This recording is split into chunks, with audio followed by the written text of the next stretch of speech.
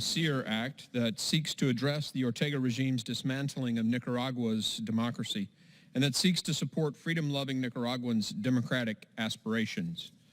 Frankly, Mr. Speaker, this legislation should have been passed months ago when Congress had an opportunity to stop Ortega's campaign of terror. The world has watched in horror as Nicaragua, under Daniel Ortega's authoritarian rule, has brutally consolidated into one-party dictatorship. Joining the governments in Cuba and Venezuela, Ortega's Nicaragua is now Latin America's third socialist regime. On November the 7th, this coming Sunday, Nicaragua will hold a political farce claiming to resemble elections. Meanwhile, Daniel Ortega holds opposition candidates and over 140 political prisoners unlawfully incarcerated. This includes people like opposition student leader Lester Aleman, a 23-year-old who cannot even walk due to the brutality he's endured while illegally detained, or the husbands of Victoria Cardenas and Berta Villa. They were leading presidential candidates who plan to oppose Ortega in the next election. These brave women, and I admire their courage and advocacy for all of Nicaragua's unjustly detained.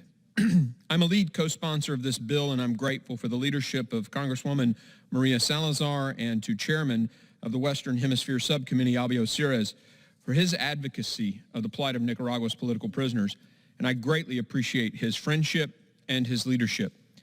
This bipartisan bill will require targeted sanctions against corrupt regime officials who have dismantled Nicaragua's democracy and undermined these elections.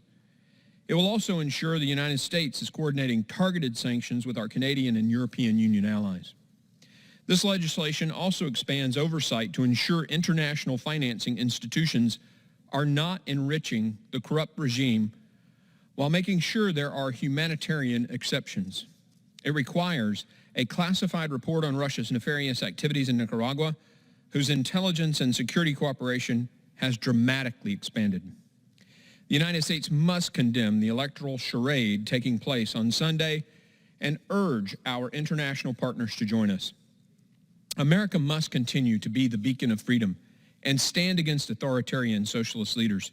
We must hold the Ortega regime accountable for its atrocious and destabilizing behavior. We only need to look at Venezuela to see the consequences of ignoring rising socialist authoritarianism. More can and should be done, and a positive first step is passing this legislation. I'm proud to join my colleagues in this effort. Thank you, Mr. Speaker, and I reserve the balance of